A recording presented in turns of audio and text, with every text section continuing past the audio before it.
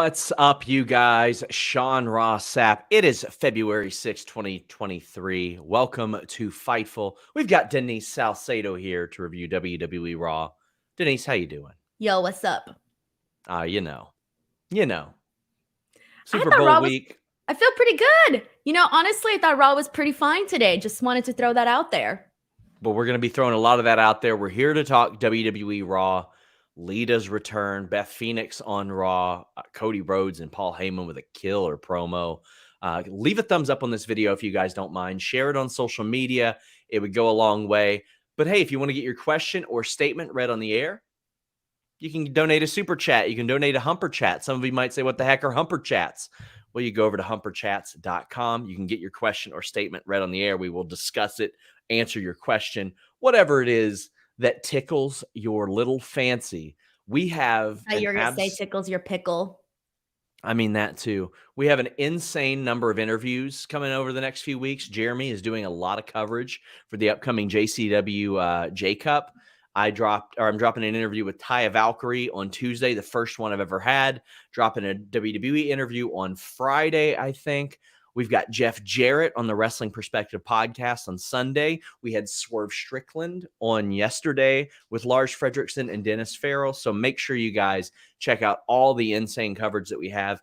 And FightfulSelect.com gets you a lot of that information early. We always have early notes from our interviews up. We broke some news today that actually ended up playing out on WWE Raw tonight, Denise, as we kick things off. Maximum Male Models have signed with Raw. Officially, we reported on Select there would be a segment. I like this. I like Maximum Male Models. I think the gimmick is pretty funny, pretty entertaining, and I'm interested to see what Otis does here. I feel differently about Maximum Male Models. I don't think that any of the stuff that we've seen previously on SmackDown was all that great. It had some few haha moments, but not enough to make me go, oh my God, I'm so excited about Maximum Male Models. With that being said, I hope that whatever they do on Raw is a lot more entertaining. You always say that. Every time I say doo-doo, you're like, you said doo-doo. Sean, you're like a dad. You shouldn't be laughing at doo-doo anymore. FightfulSelect.com also reported that the Creed brothers and Indy Hartwell would both be at WWE's main event tapings tonight. So check that out, my friends. FightfulSelect.com. We got tons of news there for you guys all the time. I posted today on Twitter, and I'm going to make it my pinned tweet right now. I know I pushed the exclusive news a lot on Fightful Select, but there's a lot more than that. So go check it out. It's pinned on my Twitter profile. Slap a little retweet on that. But Sir Brendo says, WWE should really start paying Fightful to use. What do you guys want to talk about? Well, I mean, that's a Cody Rhodes line. That's where we took that from. And he asked, where is Oliver? We haven't seen him much these days. Oliver, my cats aren't usually allowed in my office, especially during the show, because they'll just sit down and meow at me and then want me to carry them out the door so they can walk out themselves. So, man. But guys, get in your super chats, get in your humper chats. We kick off with the Edge and Beth Phoenix promo. Edge and Beth, or recap what happened with them, what happened with Judgment Day.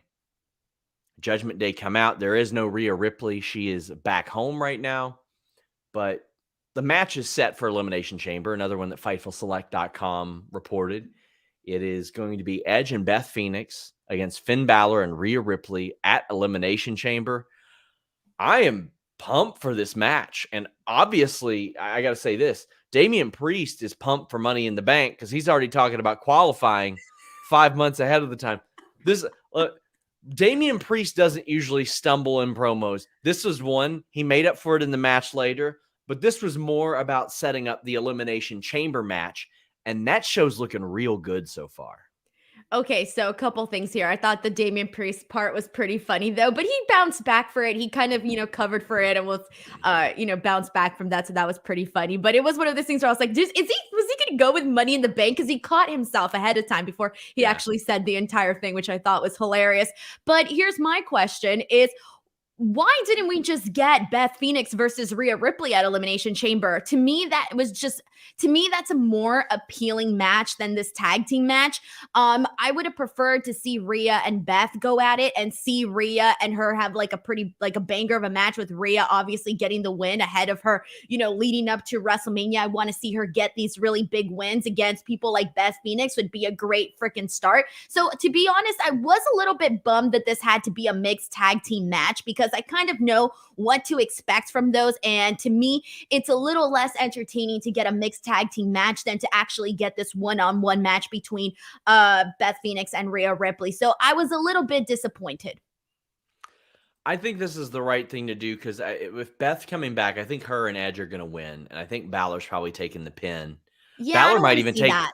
I think Balor's probably going to take the pin from Beth. Like, I think that like Edge spears him and all that, and Beth maybe even no, see, I would love it. I don't care for that. I don't want to see that, because I want to see Rhea Ripley. Like, Rhea Ripley, given she's going to WrestleMania, she just won the Royal Rumble. She's kind of untouchable. She's rising to a new level. I want to see Rhea Ripley just dominate whoever she's in the ring with. So to be honest, I don't care for it. I want to see a one-on-one match. I would have preferred a one-on-one match. Will Washington's calling you out right now. Look I know what Will wants me to say. And okay, fine. I'm going to say it. I don't care. Look, how do I word this? So let me tell you what Will here wants me to get at. You're going to end up getting blocked by another wrestling superstar soon, Denise. So Will and I had a discussion when we were talking about WrestleMania, because we were doing a show. And one of the things that I started to think about was that I was a really big Edge fan back in the day. Okay. I had my Rated R Superstar t-shirt, everything, you name it. However, I started to really think about this, because I used to get in discussions with people, and it's the same discussion about, are you a bigger Christian fan or are you a bigger Edge fan? And so there's always this discussion about who's better. For the longest time, I was always on the Edge side of things, where Edge was like the person that was like, it's Edge. I'm such a big fan of Edge. And lately, after rewatching a lot of stuff, I started to think, you know what? I was completely wrong on this argument, and I don't think I'm that big of a fan that I thought I was of Edge. And so I officially switched over to the opposite side, and I've decided I'm a bigger fan of Christian. And so that was the whole discussion that Will and I had about this. And so, yeah, I switched sides, and I'm going with Christian. After all these years, I decided I was wrong on this argument. I can't disagree with that. I think that Christian has more entertaining promos. Yes. I liked his pace in the ring better, but still I loved Edge. To me, it's like a 51-49 thing, but damn. But I think it's a little the discrepancy between the percentages is a little bit further. But to be honest, it's been a little rough for me. I haven't been liking a lot of the stuff that Edge has been doing since he came back to WWE. And I feel bad saying that, because again, I thought I was a bigger fan than this. And so that's why, to me, I'm kind of like, I was over the whole Judgment Day stuff with Edge, completely over it. To me, the intrigue is with Rhea and Beth. That's the intrigue. To me, it kind of feels like Edge and Finn are kind of like being chicle in the storyline. Well, I mean, Edge even made light of it, like he's the king of the returns. Like, his returns are meaning less and less each time, because they've spaced out his dates so much. But I think we see this match, and it ends with like Beth Phoenix doing the glam slam to Finn Balor, him kind of standing up from it and selling, and then Edge hitting the spear, Beth pinning, because I don't want to see Rhea lose. Rhea can't lose before Mania. Absolutely exactly. Not. So that's why I'm saying, if you have Edge and Beth Phoenix win, even if they have, Finn Balor being the one to get pinned, to me, that still takes away from Rhea Ripley. Right. And I know a lot of people will argue that, but I don't care. I don't want to see that. Think about the two options right here with WrestleMania, Denise. Rhea's going for the SmackDown Championship, right? Right. So she's either going to win that and split from Judgment Day and go to SmackDown, or they're going with her to SmackDown, where Rey Mysterio is. So we're back to that. This is never going to end. I know. You know what, though? Look, after what they did on SmackDown with that whole NASCAR segment with Dominic and Rey. I loved it. And even the little bits that they've been doing for Thanksgiving and Christmas. Look, I completely turned on Dominic Mysterio. I'm a fan, so I'm not completely opposed to it. Let me read As this long comment. as they do fun stuff. This comment's talking about you saying off the pulse on this one. Probably best to transition. What, you think we're going to get canceled because Denise has a take that people aren't going to agree with? What the hell are you? Best to transition? What the hell does that even mean? They're making it seem like we're talking about serious world politics. Edge, but straight up. Listen. But here's the thing, Sean. But here's the thing. Here's the thing. Talk about transition, though. Denise. But he's Edge actually right. Muted. Edge said that Dominic got butt fucked in prison during this promo. No, I know that, but he's talking about the whole Edge and Christian argument, right? Okay. I don't know. I'm assuming that's what he's talking about, right? The who's better? I assumed he was talking about the you not wanting the match in general. Well, whatever. To me, it ties in. I'm sorry, but I'm more intrigued in seeing, and I would have been more intrigued in seeing Rhea and Beth one-on-one. I'm sorry. Is there something wrong with that? But with that being said, though, when it comes to, let's be real, when it comes to wrestling, you could literally say like something like super nonchalant that doesn't mean anything, and people will take it a lot more seriously than they have to. Denise, do you know who Jamiroquai is? No. Exactly. Neither did anybody else. Oh, that was the thing that he said. And then he said, Google it, kids. And I was like, I don't even know how to spell that, so I ain't even going to Google it. Jamiroquai was a music group, probably still is a music group or something, but they had like, they were pretty big in the UK, I think, but they were known for one big hit in the States and maybe... What's the song? What's the hit? Virtual Insanity, which was 27 years ago. How does it go? I can't remember. The music video was fantastic, though. No, I don't think I know the song. Unless someone sings it to me, I don't think I know it. You wouldn't know it anyway. I'm trying to find my other earbud. Oh, there we go. Yeah, what are you doing? I was trying to find it, Denise. But anyway. You're professional, Sean. Nah, I'm good. We've got William Rabb saying Edge is definitely facing Finn in the cell at WrestleMania. Well, that was actually supposed to happen at Royal Rumble, but it didn't end up happening. The Line Drive says, I feel because Edge is such a natural heel, being a face for most of it undercuts his mystique. The heel turn being handled poorly didn't help either. Well, I'll tell you, Judgment Day definitely ended up for the better without Edge. Them going from like a knockoff Brood to more of a knockoff Bullet Club, I think was way, way better for them. Nick's tape says Rhea and Dominic versus Edge and Beth. Finn interferes. Ray deflects and costing Dominic. This all sets up Mania matches. I thought they set it up. I thought it was going to be Finn and Rhea against Edge and Beth. It is Finn and Rhea. Yeah. So it's not going to be Dominic. Dominic's not in the match. Yeah. And I agree. If you got to tell somebody to Google what you're talking about in your promo, it was bad. I was just like, oh, whatever. I don't even care.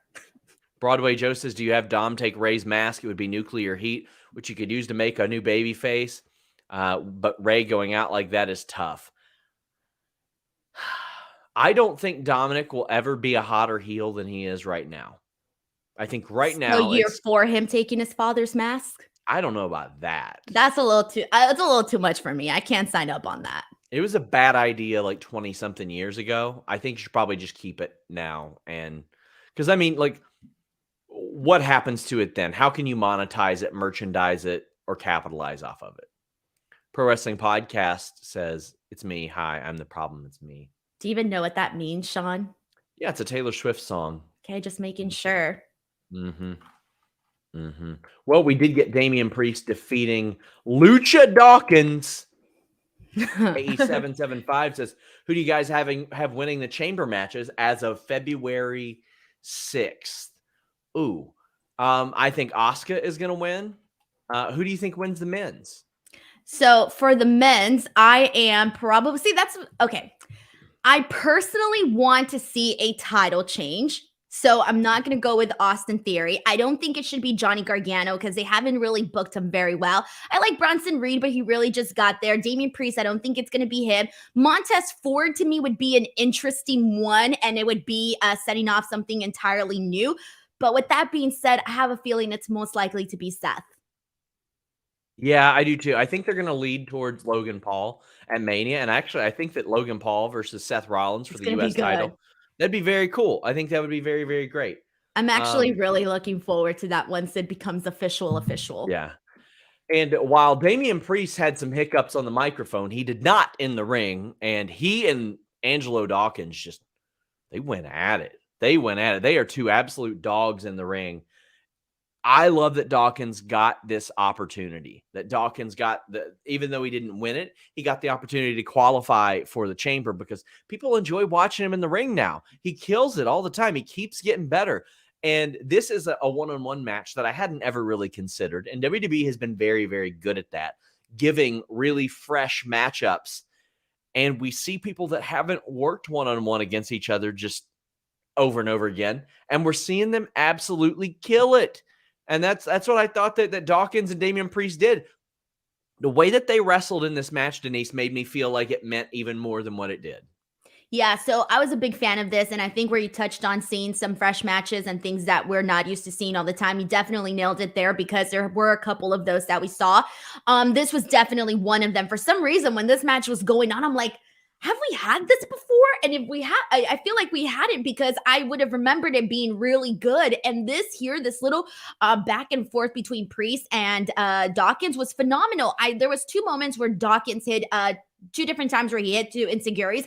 Oh my God, I really popped for that too. But here's the one thing where I knew exactly what the finish for this match was going to be. The second that they announced that Montez Ford and Elias were going to be in a qualifier match right on the corner, I was like, okay, well, Dawkins is losing here because I know they're not going to put Dawkins and Montez Ford into the Elimination Chamber. And if they're going to pick one of them, it's going to be Montez Ford. So I actually felt that them doing that gave away the finish of this match, which kind of sucked a little bit because throughout this match, you can see that the fans, they were kind of wanting to be, taken back a little bit with seeing Dawkins actually get the win here. There was a couple moments when Dawkins did that senton and then went for the pin, and it ended up being a near fall. I thought that would have been a pretty good moment for him to actually win the match. But once again, once I knew that they announced like that match, I don't know if it had already been announced ahead of time, but that was when I first saw it. So for me, it gave away the finish of this match. So let's go ahead and talk about Montez versus Elias. Montez wins, qualifies for the Elimination Chamber. Again, Elias is just on a treadmill right now. He's on a hamster wheel. Right now it's not going anywhere. So Montez had to win this.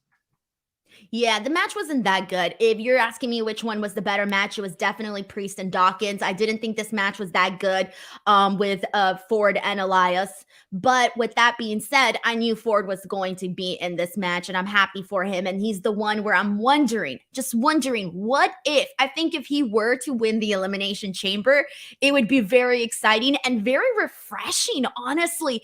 I would really kind of want to see him win it. Yeah, I mean so Cray says Montez wins the chamber. He turns on Dawkins next night on Raw, says he doesn't need him. Mania US title match is set. So I was thinking about that.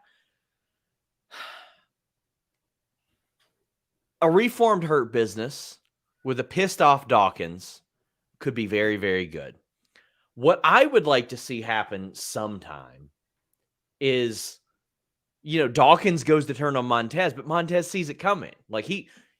Why don't we ever see that where the person sees it coming and prevents the turn and gets one up on the person that's about to turn on them? And they can do it that way too, because here's the thing, let's say, let's just say Montez wins the Elimination Chamber and he just starts getting a really big head, right? And him and Dawkins are for the most part still cool, but he starts to get this big head, right? And it kind of starts getting under the skin of Dawkins. On top of that, you can start adding that, he has that, I don't know, I forget when it's supposed to drop, the Hulu series that he's doing with Bianca.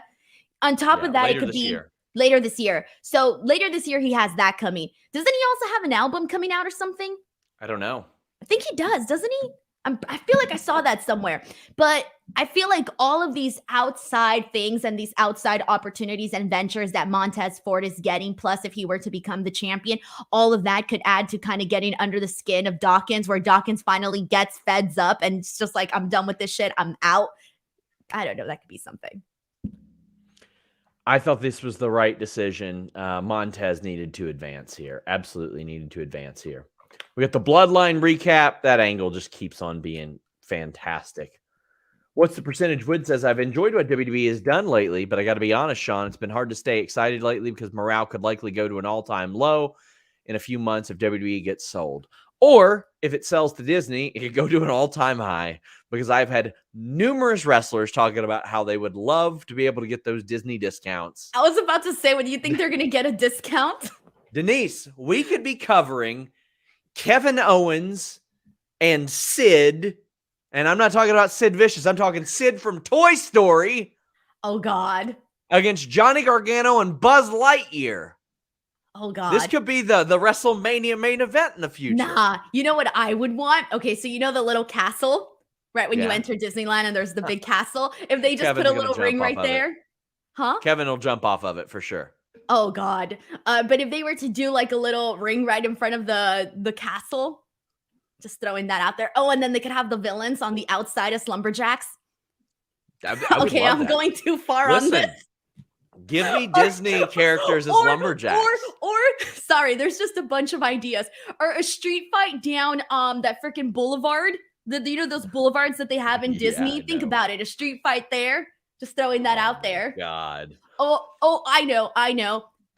Bray Wyatt in a Haunted Mansion match. Oh, Jesus Christ. Okay, this has gone too far. Okay, I'm sorry, but there's a lot of really good ideas here.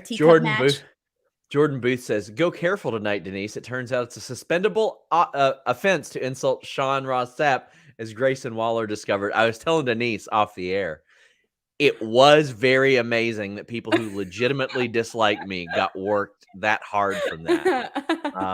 And I'll just leave that there. I've come to notice that a lot of people don't get like tongue-in-cheek jokes. They don't get it. Like there's some things where I'm like, man, y'all really didn't get this?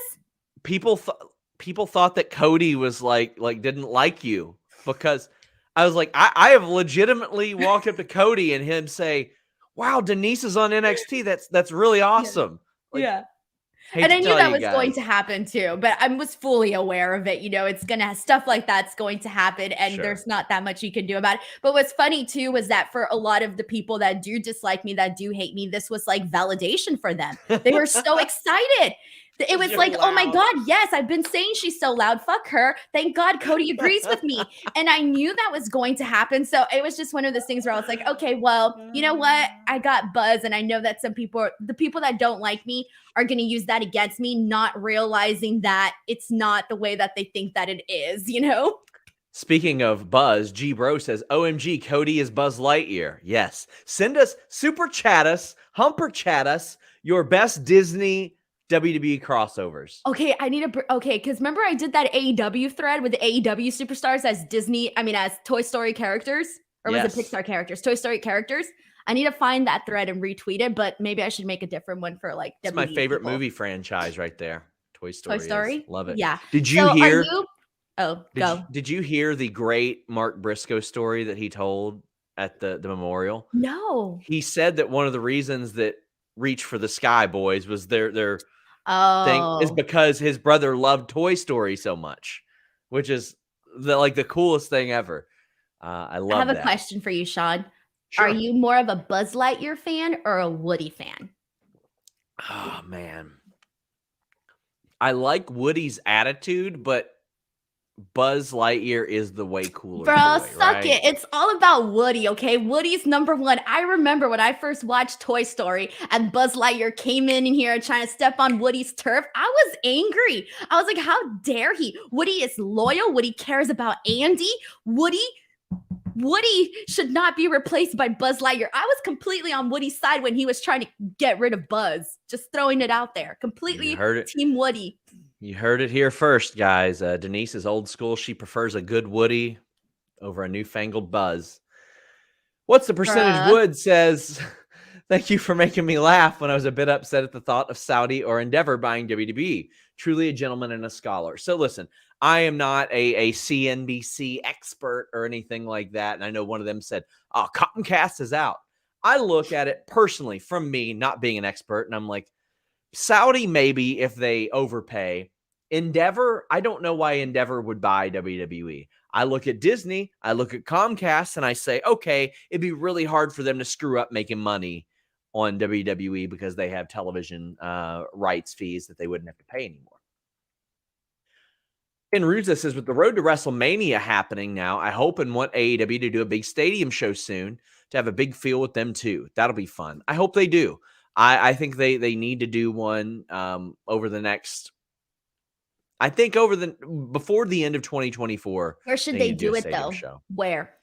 I would go somewhere about 30, 40,000 to start off. Are you thinking like Chicago because they always do well there? Are you thinking someplace else? Try a new city. Here's the thing. I think a new city, but you just know they would do Chicago just to do it. Right? I'm sick of Chicago. Over there from LA, so it's not ideal. And like a year ago, I haven't been to an AEW pay-per-view in 11 months since last year's Revolution, and I was just so sick of Chicago. That's why I just stopped going. Oh, and I kept doing those, and they were getting very rough for me. Man, I aged like 10 years. Joel Pearl's going to Montreal for us. That should be fun. Yeah, that's good. Tamel says, would you rather Triple H bring back the hardcore title or Solo as Raw Underground champion? I've always hardcore loved title. Yeah, exactly. I love the hardcore title. I wish they would have done better with the 24/7 title. I thought there was a real opportunity there. But, man, they really fumbled it. They really screwed it up. They really messed it up. But I love the hardcore title. It's really Brian says, severe case of FOMO. I was hoping to get Tix as an early birthday present. It's the 10th. When I realized it was only nosebleed seats left, I was up there for my first Raw back in 2000, never doing that again. Well, I hope you still had fun. Have you ever sat nosebleed, Sean? Can you handle it? I think I have. Yeah, I mean, most of the arenas that I've been to, like around here, they don't really have nosebleeds. Like, I see. Yeah, I hate it. It's bad, especially at the Barclays Center in Brooklyn. Don't do it. Just don't. I wouldn't do that. I wouldn't. Or Staples Center. Don't do it at the Staples Center either. See, so like a lot of people think that Rep Arena here in Lexington has nosebleeds because it seats like 20,000+. But when WWE or AEW come here now, they tarp off the top area because Rep Arena has only been partially updated and it still has bleachers, like actual bleachers without seat backs on them. So they don't want to sell those, obviously, because who the hell wants to sit like that? I almost cried at Barclays. That's how bad it was. I couldn't move, Sean. I had like really bad like vertigo there. I can't move. Whenever I'm sitting in nosebleeds, I have to like hold on to the seat. And if I see people stand up, I get incredibly nervous. I start sweating. I wanted to cry. I don't like sitting in nosebleeds. It's that I hate it. I can't do it. Damn.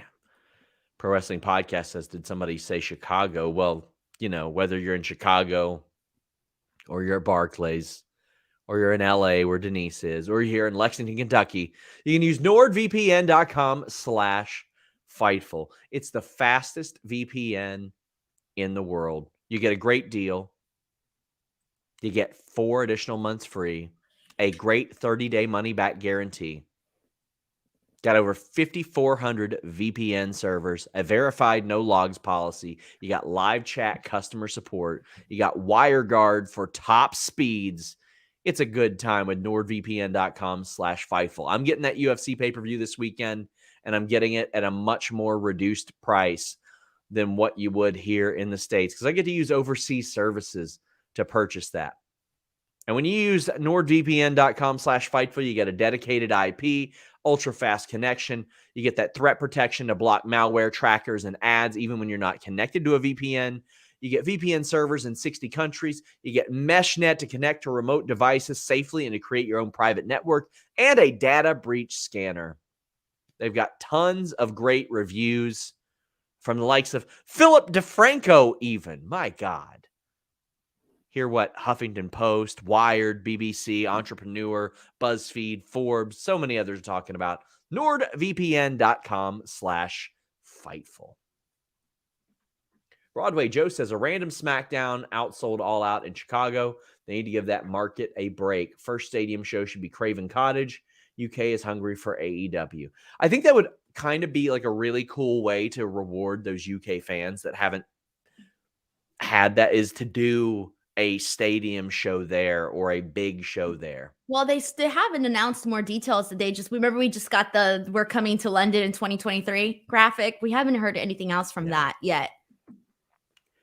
What's the percentage? Wood says, have you heard anything new on Naomi? I know people pointed out she changed her IG to just Trinity, but she's changed it between Trinity and Naomi like 3 times since walking out. I don't look too much into that. WWE sources that I spoke to, and as we reported on FightfulSelect.com recently, they were hopeful and confident that they would get her back eventually. What that means, I don't know. Da Train says, Star Wars versus Marvel versus Disney versus WWE, go. That could either be really great or really terrible. All the fandoms fighting. Yes. Ryan Griffin said, Falls Count Anywhere at Magic Kingdom. That would be fun, too. Shauna says, Bianca, Princess Tiana, Becky, Merida. I don't know how to pronounce that, but she's from Brave, so I know who she is. And Rhea is totally Ursula from The Little Mermaid. Oh, yeah. Yeah. Oh, yeah. Yeah, for sure. Mr. Andrew says, can we stop hating on Sean for muting Denise? After last week, we know the man is just trying to protect his eardrums from Denise's loudness. I did see a lot of Cody muted Denise tweets out there. That was good stuff. Yeah. Dexter Lumis defeated Baron Corbin. This match it existed. It happened. Bro, it was bad. It sucked. Just say it. I didn't think it sucked. Like, I thought it sucked. Very rarely do I see WWE matches and I go, that just sucked. This was short. I don't. We're so different. They're fundamentally sound. I didn't see any spots that blew up or anything like that. Let me finish my analysis. When something's boring, does it not suck? I'm not talking about being fundamentally sound. Something could be, whatever, but it could still be boring. A bad day of wrestling beats a good day of anything else for me. So I'd rather watch it up there with that, but okay, if that's what you think. Yeah, I'm not that arsed by it, but is it a match that I'm ever going to watch again? No, absolutely not. But this was a means to serve for something else. Now, as of yesterday, they were going to have like Dexter Lumis unveil some painting or something. Maybe I missed that, but I didn't see it. However, backstage... Wait, the part with Candice LeRae, is that not the painting he was unveiling? Did I miss that? Yeah, he did a little thing where he was backstage and he gave Candice a drawing to like wish her good luck. But in that drawing, Nikki was in the back watching this whole thing happen. And in the drawing, she was also drawn in the back watching on. Yeah. Yeah, I completely missed that somehow. It was supposed to be a good luck thing for Candice going into her match. Okay. Well, not really much to talk about during the match. Dexter Lumis won. Ain't a great match, but JBL. Bro, you just said that it was fundamentally sound and entertaining, and I didn't say it was entertaining at all. Whatever, you pretty much implied that. No, I didn't. I didn't say and that at all. And now you're like, oh, it was not that great. Why are you pretending I said shit that I didn't say? I'm just saying, Sean, that you were giving this match way more credit than it deserved. I said it was fundamentally sound and not bad in the ring. And then you just said it. Okay, there you go. And then you said it's not Why are you pretending that I said shit that I didn't say? I'm just saying, look, whatever. You know what? Whatever. I'm not even going to. Vincent says this man is being gaslit. Yes, I am. Okay. This is the fun. You literally this said is it was the fun, definition. And then you said, muted. I didn't say shit except for it was a decent, fundamentally sound match. And I said I would never watch it again. And then you said this was not great. It wasn't. What? Fundamentally sound does not equal great. All right. Fine. I just feel differently about your comments. We have dead air. Do you want to continue on with the show or what? Anyway, Baron Corbin is back there and is like, hey, we ready to party? And JBL's like, no, we're not ready to party. I'm leaving. You suck. What do you think happens with this? Are we getting bum-ass Corbin? Is this a way to introduce a Cameron Grimes, perhaps? Like, what do you see happening here? Okay, first of all, I do want to shout out JBL because he had that really good line where he said that you can't polish turd. I tried. That was savage. That was a really good line. I really like that. But in terms of, man, what a waste of time with JBL and Baron Corbin. Besides 1 week where they did the whole what was it? Was it Raw 30? When did they do the whole the money thing, the betting thing, and the poker and all of that? Forgot what episode of Raw that 30. was on. Raw 30, thank you. Besides that, that was the only thing I enjoyed from this partnership. I didn't get anything out of this. So for me, I'm cool. Let's call it a day, ready to move on to something else. Yeah, I'm excited to at least see what the direction will be. Like, what are they doing with Corbin? Is he going back to bum-ass Corbin? Is he? That was when he was the most entertaining, for sure. It was. It's just like very rarely does a retread or a second go like that work, but I guess we'll see. I mean, he looks sad. Maybe he's going to go back to being sad. Daniel asks if we're going to see Balor and Edge at Hell in a Cell at Mania. I think it's a very distinct possibility. Cyclops. Ooh, here's a good one. The only crossover he wants to see is Bianca versus Rapunzel. Oh, that is a good one. That's some good stuff. That's a good one.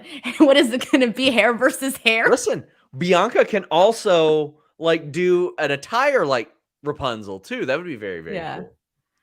Oh man, there's some good possibilities. Listen, imagine that if they're back in Hollywood and it's like Montez climbing up her hair to get to her in the castle, like Rapunzel.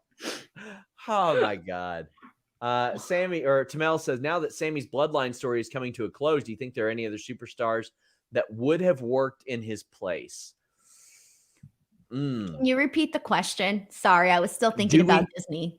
Do we think that there's any other superstars that would have worked in Sammy's place? No. I don't think so either. I think he's the perfect one. Like he had to be smaller than Roman Reigns. He had to have the character, the personality. He had to have all that. It's natural. You can't teach that.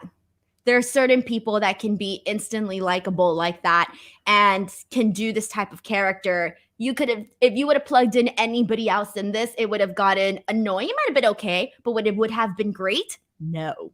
Sorry. I'm looking up and down the roster at like guys that are smaller than Roman that could have kind of. But it's not even about that. There's more to it, the story, than just being smaller than Roman. That's what I'm saying. Like AJ Styles is too much of like that pit bull to do that.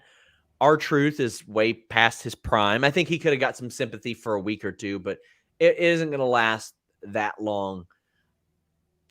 It had to be Sami Zayn. Yeah, maybe in a different world, Xavier Woods could have maybe done something a little bit different, but like I don't think that anybody could have replicated exactly what Sami Zayn replicated. It was too perfect of a situation for that. Yeah, as I look up and down the roster, I don't see anybody else on the main roster that could have done that. Brock Lesnar comes out. He is speaking with an accent for some reason. Okay, thank you. Dude, I was like, I don't remember Brock talking like this. I thought I had just forgotten Brock's voice out of nowhere. Well, you didn't. It was a completely manufactured accent. Why? Do you think he was doing that on purpose or just by accident? Absolutely. Absolutely. He said the Rumble sucked. Bobby Lashley eliminated him. He says you see a lot, which is a wrestling trope. That you never go up to somebody and have a conversation with them and they say, you see, Denise. It's very weird. But in wrestling, they do it all the time. All the time. Brock did it a lot here. Sean? This wasn't a great promo.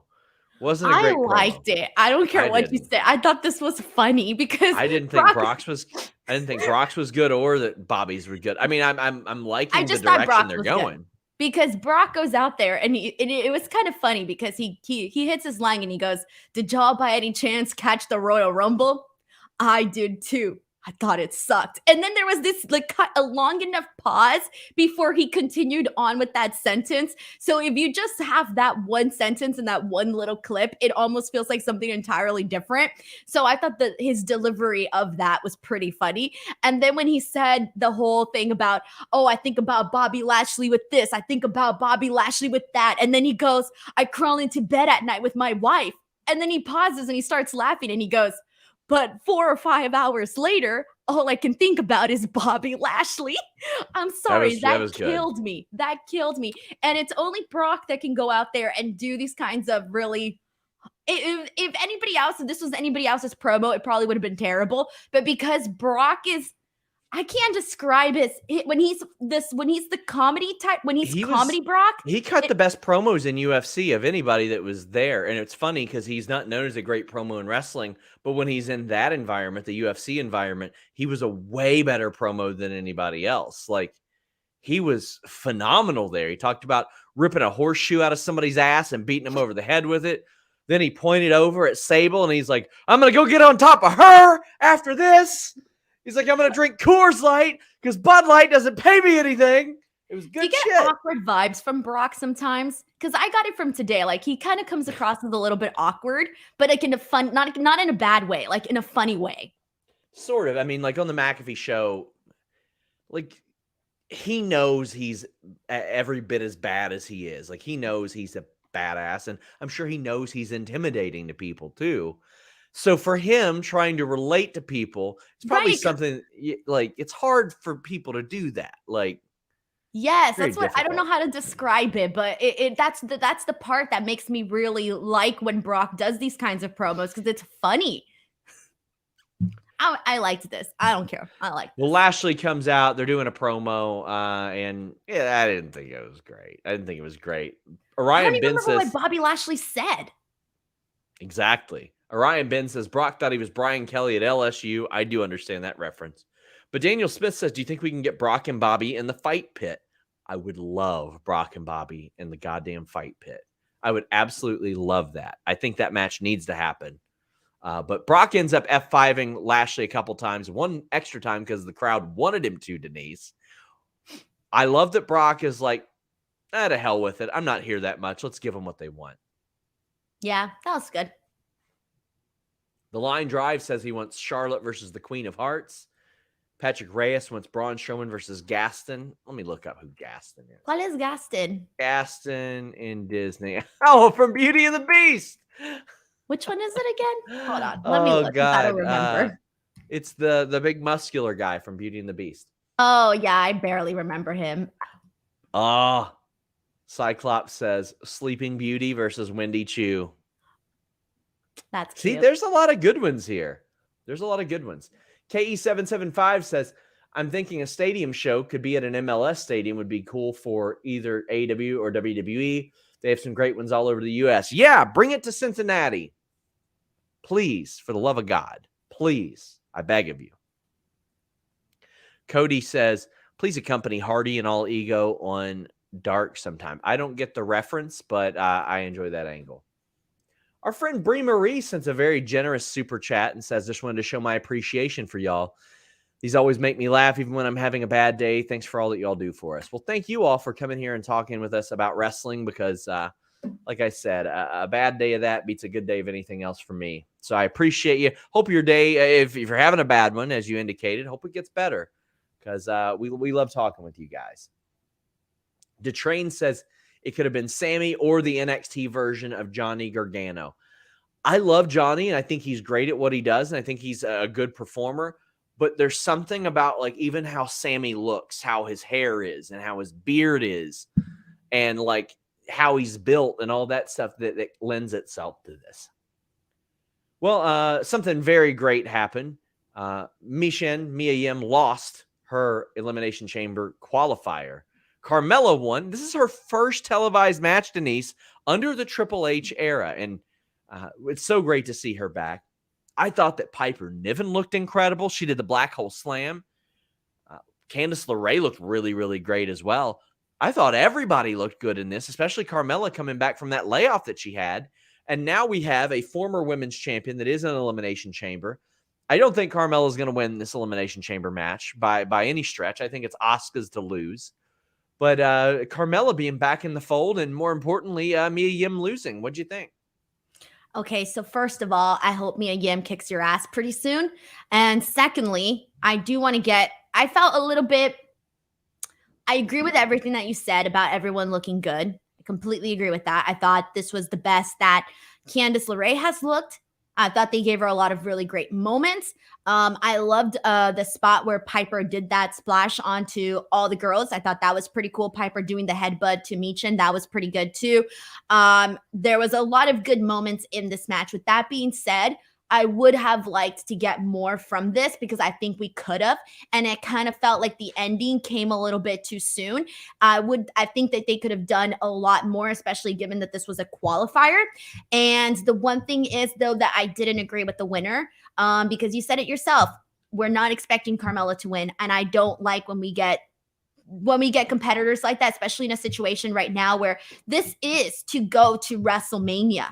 So for me, I would have liked to see either Piper or Michin get the win here and go. Like it would have felt like they had a more of an opportunity to actually win the Elimination Chamber. So unfortunately, I kind of felt like this was kind of a throwaway where it's like I wanted to see a competitor in there that I actually believed could win the Elimination Chamber.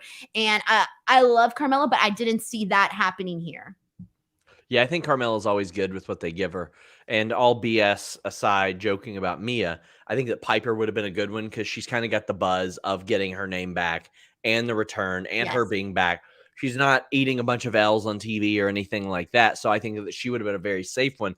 Also, in that Elimination Chamber environment, I think she could have really impressed a lot of people and had a great performance that a lot of people looked at. Like, I remember when Heavy Machinery had a really great performance in the Chamber and people were talking about Tucker after that. And nobody was talking about Tucker before that match. I think that could be the case with Piper Niven. She goes in there and doesn't win. You could make the same argument for Candice and Michin as well. You could make that exact same argument where, Candice could go out there and do, her high-flying spots that she can do. That would have been entertaining to see in an element with the chamber involved. Same thing for Michin, having her go out there and, see a little bit of what she can do in there too. I personally feel like maybe we would have gotten just a tad bit more out of some of the other options. Omar says Team Denise and Mia versus Sean and his friend Karen Chelsea. We'll talk about her in a moment. Vincent says, who's ready for the 6-woman tag main event next week with the Elimination Chamber participants? I don't know if you're sarcastically saying that, but it is happening. It's absolutely happening. They announced it tonight. So the 6 participants will be squaring off against each other in a tag team match. And I think it'll be good. Yeah, it'll be good. Mel says, since we got the Princess of Staten Island, Mella, what are the chances of us getting Big Cass and Ellsworth? I mean, Cass is signed as Big Bill in AEW, and Ellsworth is never coming back. That guy ain't ever coming back. He ain't going to be an Impact. He ain't going to be an AEW. He ain't going to be a WWE. He ain't going to be an ROH, New Japan, nowhere. Jared says, Raw women's mid-card looking good. Which free agents would you add to the roster? Oh, my God. I mean, there's Taya. I don't know how no company has grabbed her yet. But like if I'm talking about just random women to sign, there's Mariah May, there's Maddie Rankowski, Hyann, there's Trisha Sandra Dora, Moon. Yeah, Ashley D'Amboise, Vert Vixen, the Renegade Twins, Tootie Lynn, Kylie Ray, Jody Threat, Lady Frost, Kayla Sparks. Kayla Sparks. Kylan King would be a good one. Kylan, yes. I mean, I think that Shaza could do a good comedy gimmick in WWE as well. Like, I think that would be something up her alley.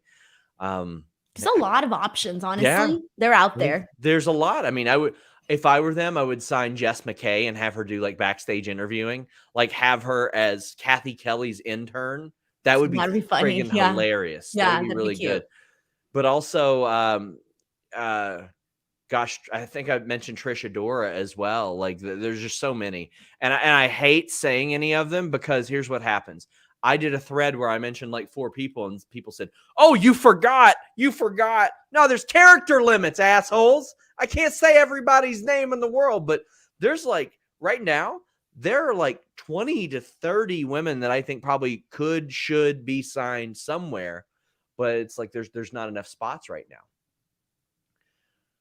Sean Garner says Liv Morgan has been in the most chamber matches. She's done a little bit of everything. K775 says enjoyed the women's 4-way. Now they need to get Candice, Mia, and Piper some wins on the Raw women's division. Has a ton of potential. It does, and I'm interested in what was going on with this Piper thing backstage because she was mad. Candice.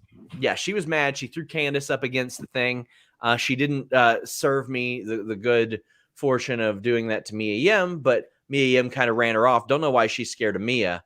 That's a big plot hole right there, but I'm interested to see where this goes. I like watching all three involved there, so hopefully this leads somewhere. The Line Drive says I've wanted Taya versus Rhea since she was first with WWE. Me too. For real, yes, I agree. Well, backstage, what we got was Chelsea Green complaining to the manager again. It wasn't Swiss chocolate that she got. It was Belgian chocolate, and now she's mad. She's mad because she wasn't put in the Elimination Chamber match. And Adam Pearce is like, those were the final 4. You didn't last 5 seconds. So she was mad, and she wanted an opportunity. And she wanted it in front of her family and in her new hometown of Orlando. And she gets it. It's Asuka. This match really highlighted, I think, for a lot of people that had been Chelsea Green doubters before, that she is a phenomenal television performer and a good television wrestler on top of that. Like, you're not going to see her do a lot of the flashier stuff, but she's going to have very entertaining facial expressions and sells. Her offense is going to look convincing. When she sells, it's going to look convincing. Chelsea Green has always been the kind of performer that worries about making the other person in the ring look better first, and that will carry you a long way. And then when, like, I was shocked she got offense in this match. Yeah. And she got quite a bit of it, Denise. What did you think of Chelsea Green? This is really her first true WWE main roster exposure. She had the match she got hurt in, and then she had a match a year before that with Charlotte that went a few minutes. So here's some quick thoughts, some numerous thoughts, actually. Already, with what we've seen from Chelsea in these last, 2-3 weeks now that we've seen her since the Rumble, and then the 2 weeks after, her character and story and just what we've gotten so far has already surpassed a lot of the other female characters that we're seeing. Yeah.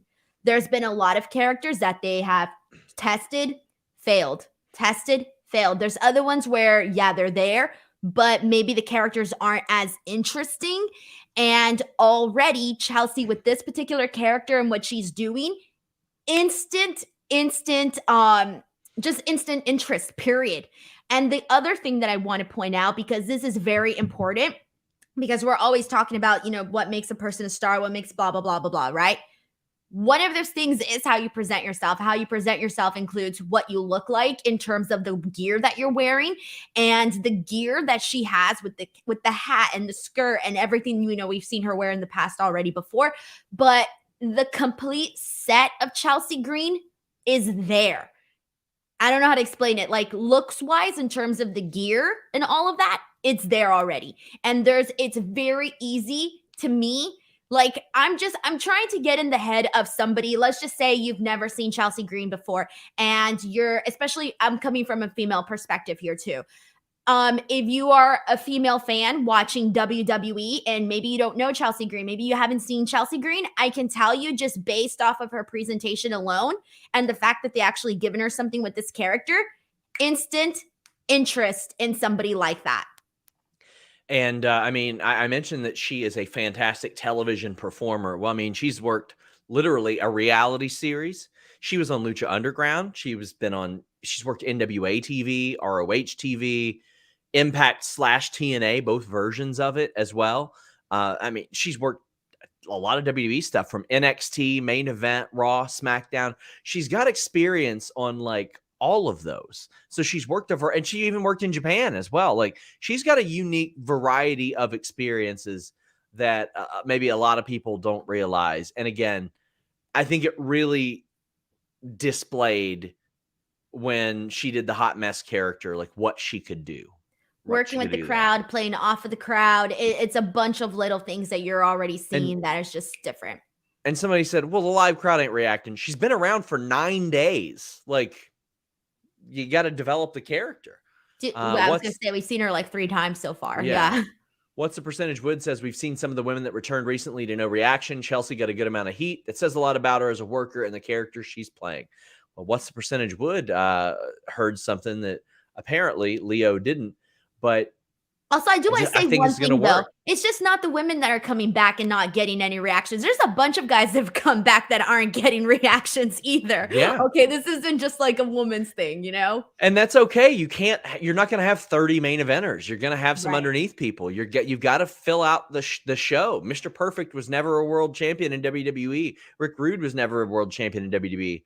But I mean, like they got heat, and eventually, because of their good booking, they ended up getting those reactions and becoming invaluable characters. And just because somebody isn't going to become world champion doesn't mean that they're a throwaway. And I do think that there's a bunch of names here, but I do think if you were to give a lot of these women, more time and more opportunities to really get to show what they can do, you bet your ass they're going to be getting better reactions. Sure. Like there's a reason, we talked a lot about this with Candice LeRae because they haven't really done much with her. But if they were to really show a little bit more of what she can do, she's just one example.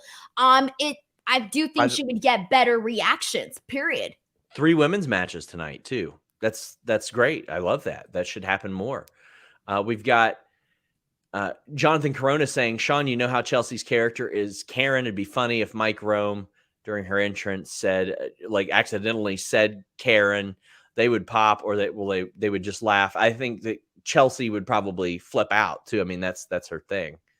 K775 says, wouldn't be surprised if Chelsea's mixing it up with the likes of Becky, Charlotte, Bianca, Liv by the end of the summer. She's doing a great job. Well, right now she's got a character that perpetually needs something to complain about. Like that's the thing. So she's got a character that advances by her losing to other people. Right. And I think that's a benefit. If you can get a character like that, it works pretty well. Because even in this match with Asuka, what really costed her this match was that she got distracted by all the other women and she stopped paying attention to Asuka, which allowed Asuka time to recover and essentially get the win on her. So then, next week she's going to come in and be like, oh, well, I was screwed, this and that, right? So it feeds off of that. Cody asked favorite moments from the empty PC era in WWE in 2020. I'll just throw out one. Apollo Crews and Aleister Black was a phenomenal match. Like I really, really loved that. It's all a blur to me right now. All a blur. I try to forget it. I really do. Jeffrey Schofield says Tony Stark versus Seth Rollins. That would be great. Jonathan Corona, Darth Vader versus Roman Reigns. Yeah. What's the percentage? Wood says Captain America versus Cody Rhodes for the right to be America's hero. Listen, it's so funny because we used to say he was Homelander, but I think he gets cheered over Captain America at this point. Why do people not like Captain America? You never know. Miz gets interrupted by Rick Boogs. They got a match next week. I got no interest in this at all. Not a bit. Rick not Boogs a single looks bit. Great. He does. He looks awesome. He looks Anything good. else? His mustache. I don't really like people with mustaches, but his is pretty good. I like him and his mustache. That's my great analysis. SAS says, correct me if I'm wrong, but has Solo been the only NXT call-up since the Triple H takeover? Do you expect more after Mania? There's Giovanni Vinci too. But that was more so like a righting a wrong, I feel. Where it's like you should have been up with them, and period. It was still a call-up, though. Yeah, of course it was, but if that would hit a little bit different, though. Io Sky was a call-up, too. Oh, so, yeah. I mean, that's a very, very good one. You can say that Dakota Kai was a call-up because she was never on the main roster before she got rehired. So, I guess you could kind of say that. Scarlett kind of was, although, a lot of these people were signed and then just brought directly back, but there's been in that case, you also have to include Bronson. Yeah, you can absolutely include Dexter Lumis is one as well. So a lot of them have been ones that were signed and brought back in that sense. But I think we're gonna see more.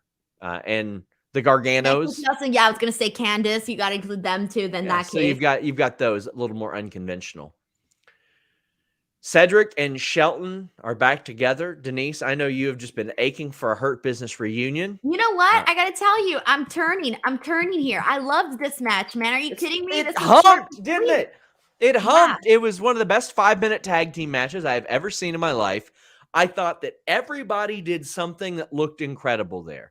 Otis came in and hit his big slam and just looked great. And I don't know if you've interviewed him before last week, Denise. No, but that was my first Otis interview. No, I don't know, actually. you see, like, he carries a special kind of charisma in person. Like, I cannot convey He's so it. fun. He's got a special charisma in person. Chad Gable it's like they're almost inverted because Chad Gable is more reserved in person, but on the screen, he's out there like that. He looked great with his German suplex. Shelton looked great. And then what I love, hardly anybody here has seen Cedric Alexander do his finish. Almost nobody has seen him do the lumbar check in years. And he did it, and the whole front 2 rows are like, oh, shit, look at that. So him doing that was a great way to highlight, here they are.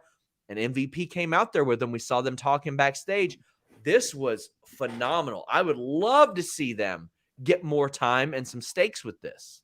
So, okay, there was a couple of things that I loved from this, and one of them was when Cedric did that dive, but he was caught by Gable, and then Gable did the exploder on him. I really liked that little moment. Shelton Benjamin's two running knees to Otis. I thought that was pretty good too. And then obviously the Samoan drop, that was pretty fun as well. This was short but sweet. I don't know how else to say it. I want to see them run this one back, honestly. And I do have a funny story because I've been wanting to share this one because every time I think about it, I just start laughing. So you mentioned the Otis interview, and I told you this, but off air. So I was self-shooting, and whenever I self-shoot, I turn the camera so that I can see when I'm doing the interview, Sure. That the person their head isn't chopped off or something, right? So when I flip the screen, Otis looks at the camera and he goes, oh man, he's all, I look really big on your camera. He was great. I thought he was wonderful. Yeah, it was so funny though. And but yeah, this was a fun match. They need to run it back for sure. I love this. People are saying, you missed the Bianca promo. No, we didn't. We'll get there. There's a Bianca promo. Yelling at the people. There's a Bianca promo. We also had all the women from the match that surrounded. And why am I blanking on the Bianca promo? Well, hold on. They surrounded the ring, and Bianca came out and addressed them all after the Chelsea and Asuka match. Wasn't a lot to really cover here, but she's saying basically like, you guys can get through this, but you got to get through me at WrestleMania. I didn't even remember this. Simple. Yeah, I kind of remember it now. It's coming back to me, but I didn't really remember it, to be honest. Tom Brady says, what does Brock do at Mania if Lashley third match is happening at Elimination Chamber? He's going to face Gunther. That's what he's going to do. He's going to face Gunther. And let me tell you, Denise, you want to make sure that if you're involved in that match, your nutrition is on point heading into it. And athleticgreens.com/Fightful is going to do that for you. 1 year supply of vitamin D plus 5 free travel packs. You want to be drinking your multivitamin. You don't want to eat a tablet that passes right through you. Ugh. You need to fill your nutrient gaps, promote good gut health, support whole body vitality with AG1. One daily serving delivers a comprehensive blend of 9 products, a multivitamin, minerals, probiotics, adaptogens, and more, working together to deliver your strongest foundation for better health. And like I said, a free 1 year supply of vitamin D3 plus K2 and 5 free travel packs when you get athleticgreens.com/Fightfuls AG1. And they've got a 90-day money-back guarantee. If for some reason you don't like it, you get your money back. This helps with recovery because it's packed with superfoods, adaptogens, and antioxidants. It's trusted by the world's best endurance athletes. It boosts your energy. It's got that magnesium, B vitamins to support that sustained energy throughout the day. It supports immunity with your daily dose of vitamin C, zinc, functional mushrooms, and more. And it promotes gut health with those prebiotics and probiotics, plus those plant-based enzymes. athleticgreens.com/Fightful.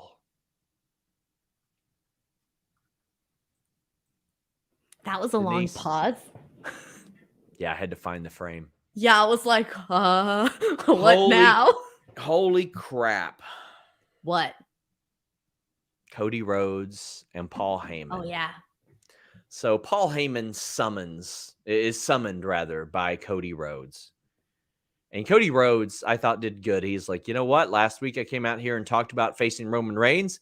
Now it's not a sure thing. Sami Zayn's here, and I would love to face Sami Zayn. May the best man win. But Paul Heyman wasn't hearing that shit.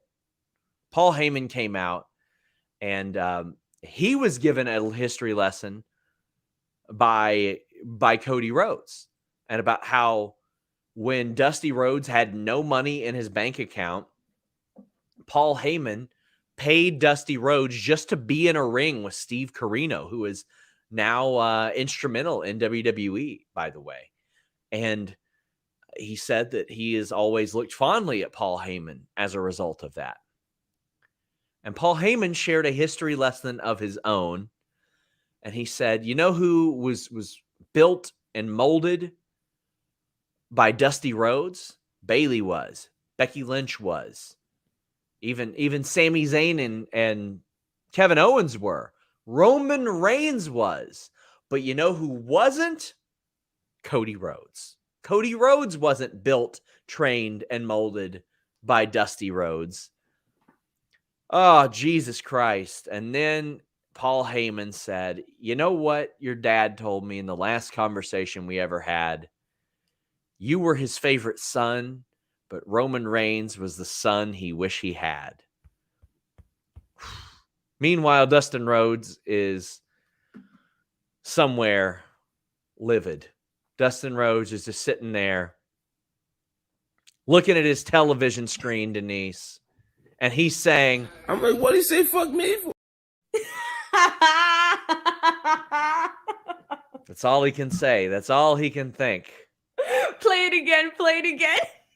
I'm like, what did he say fuck me for? Poor Dustin. Dustin just catching strays, man. Oh, man. Paul Heyman opened up the street sweeper and was just firing up and down the road. Didn't care who got hit. Dustin got hit. Cody said they made this personal.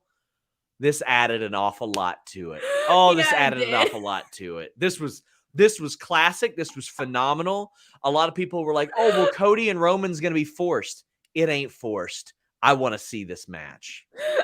I'm sorry. I'm like, what did he say fuck me for?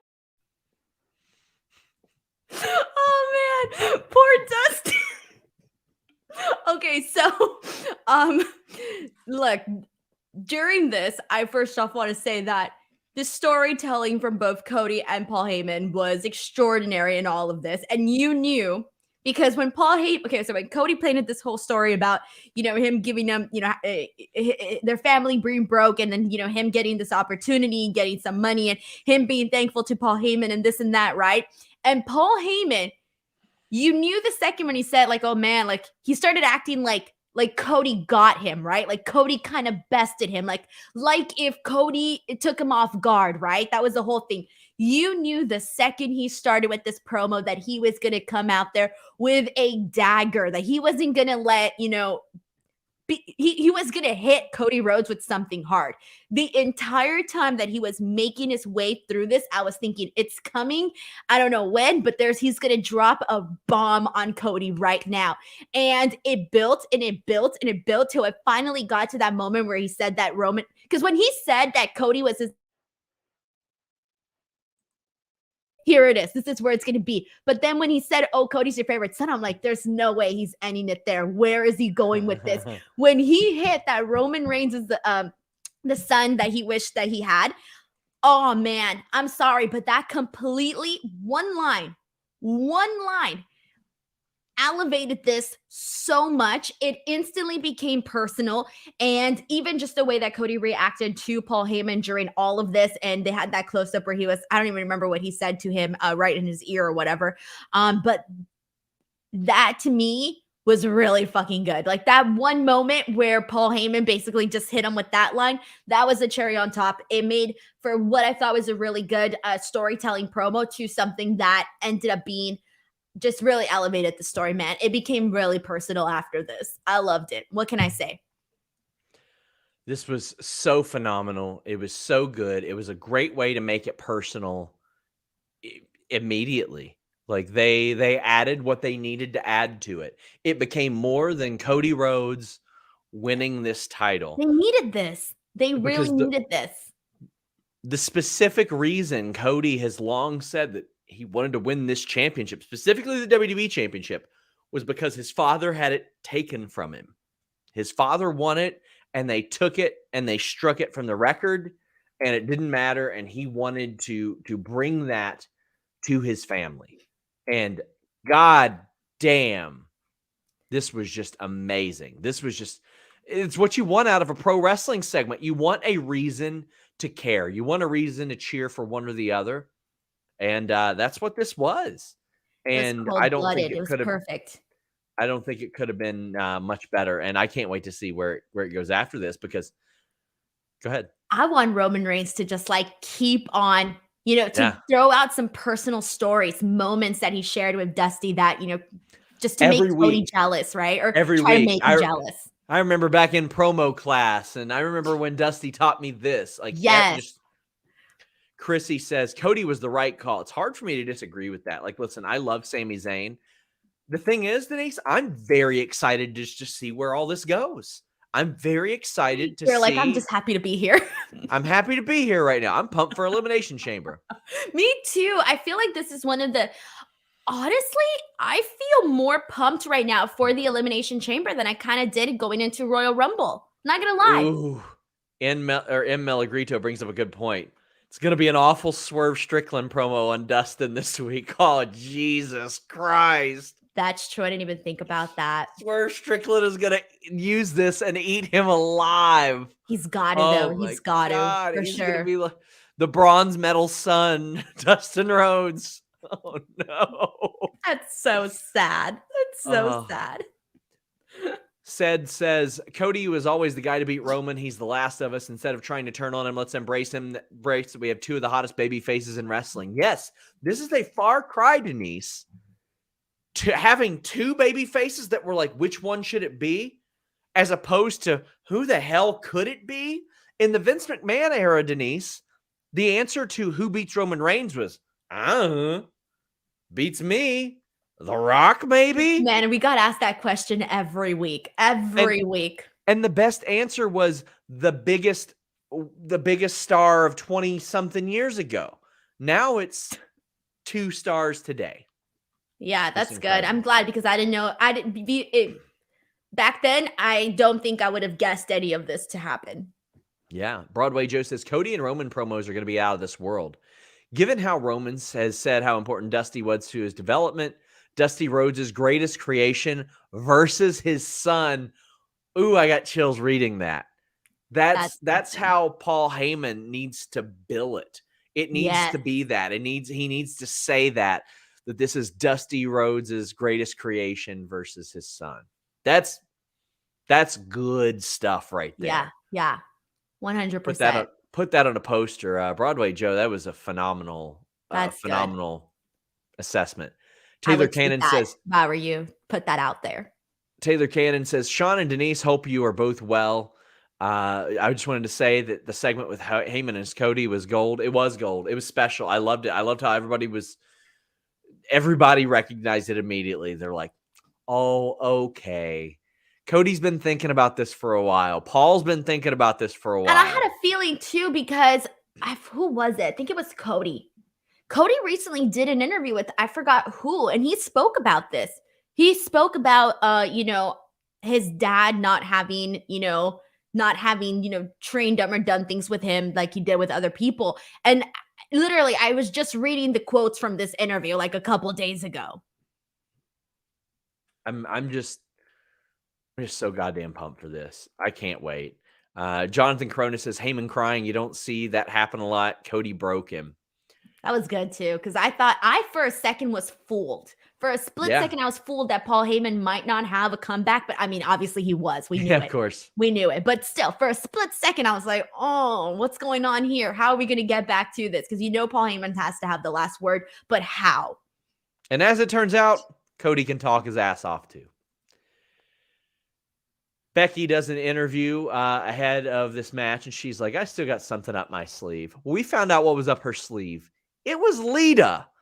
Lita popped up on WWE Raw at the end of this cage match, which, like I said, Denise, I wasn't happy with them having to cancel the Raw 30 match. But I said, well, it's very clear what's going to happen. The angle's going to happen. It's going to be a main event on Raw. It was. It was a main event on Raw. Lita returned. We got the Raw 30 segment, the Royal Rumble segment, and last week's segment, plus this. That was a blessing in disguise, that match getting delayed. Because yeah, I said that. Remember I said that? I said that. Sure, of course you did. This is what I mean. I get no credit. You're Give me so a little loud. bit of credit. I can take what so loud, muted. Anyway, it was a blessing in disguise that this happened. Can't believe you stealing the words out of my mouth and then muting me. Somebody mentions, wasn't Lita advertised for Raw 30? Was she? I don't remember that. I don't remember it, but or is this a joke because of the? I don't know. But we're talking Bayley to belly off the ropes. We're talking like some great spots here. I thought that Becky Lynch and Bayley absolutely delivered. This felt like a big match. They have not been in the ring with each other like nearly as much as the other horsewomen combinations. So to see them in there feels pretty cool. And listen, the word out there is that somebody else might be popping up. Oh my God, is it Trish Stratus? What am I missing? It's Trish Stratus. Good God. I try not to spoil things. Sure. I don't know. I'm just guessing. That feels like a safe guess. Our friend Chrissy Roman says, shout out to Fightful and Denise for their amazing hard work. Thank you so much. It says Lita, Becky, Bayley, my heart is happy. Team Bestie versus Becky, or Team Bestie and Becky versus Damage Control at Mania. Maybe at Elimination Chamber. Maybe that. But I wouldn't mind it at Mania as well. But I think that they're probably going to go Shayna and Ronda against Damage Control at Mania. And I think that's probably a good idea. If you can get Ronda Rousey in a tag title match at Mania, that'd be cool. But I also wouldn't mind if it was Damage Control, Rousey and Shayna, Lita and Trish, and then Divas of Doom up there too. Like, that's what I want. I would love that. You can throw the Bellas in there if in place of one of those teams if you want. But I would love that, like, future meets past thing. And listen, if one of the legendary teams wins it and doesn't want to hang on to the titles, they can drop it on Raw after Mania. No big deal. But I think you can create a good moment there. But I thought that Becky and Bayley had a phenomenal match, as they were going to do. Becky has done the best work of her career since she came back from having a child. She is in incredible condition. Like, she doesn't look tired ever. I don't know how she does it. I don't know how. She's probably not sleeping full nights. She's got a child, and she like she does a 15-minute cage match, and she's barely breathing. Like, she's barely breathing heavy. She's just like conditioned incredibly. She's killing it in the ring. Not to mention, remember that one day when we did, what was it, WrestleMania 38 interviews, and she did like 100 interviews, and all the interviews that she did, it was like the first one that she did. She gave that same energy for each and every single one of them. She threw my microphone. Did she? Yeah, I asked her what would happen when Marco Stunt beats up her husband, Seth Rollins. She grabbed my microphone and threw it across the room. I never know what's going on with your interviews. There's always something going on over there. There was a fight that almost broke out during one of mine the other day. Oh, yeah. I noticed that. Austin Theory just started to book matches on the fly, and it happened. Damn. But this was great. I completely fangirled my mind out when Lita came out, and I don't want us to forget the incredible work that Lita and Becky did together heading into the, what was it, Crown Jewel or something? The Saudi Arabia show. The Saudi Arabia show. Yeah, they did. Yeah. They did great. I mean, when Becky and Lita had that match, I was like, based on what I saw at the Rumble from Lita, I was like, God, they're going to have to protect this big time. They went and they had a fun match, I thought. But even the character work, where at that point we had Becky was basically falling apart and she was going psycho crazy, and we were seeing her pull out this like very crazy mad woman-esque vibe. Oh, I loved that. I remember being a big fan of that during when it was happening. And so, now we're going to get a different element between Becky and Lita. I should have specified this for some younger fans. They asked who are the Divas of Doom. That was Beth Phoenix and Natalya, one of the first prominent tag teams that WWE had women do, like when Lay Cool was around, which I would love Lay Cool to kind of get. Then you should explain Lay Cool too. No. Yeah. Just Michelle McCool and Layla L, but Layla doesn't wrestle anymore. Yeah. What is she doing now? I'm not sure. I mean, we know Michelle would wrestle. From her. Anytime they call Michelle, she wrestles. She looks great at the Rumble. She looks great. She always does. K775 says, do you think that Becky versus Damage Control ends at Elimination Chamber? If so, do you think Becky and Bayley, what do you think they'll be doing at Mania? Well, sorry, I can't answer this. I'm going to cut off the stream before Denise gets her bonus. Oh, is it time? Oh, I got my bonus. What do you think that Becky and Bayley are doing at Mania? Do you think they have a one-on-one? Do you think they have a little something else? I feel like because I'm 50-50. I do think we're going to get them together at Mania. Obviously, I do think they need to add some sort of stipulation just to spice it up a little bit. But because other than that, I don't know. I don't really know what's in the cards for them. To me, they're the big question mark in terms of if they don't go up against each other, I don't know who they're going to go up against.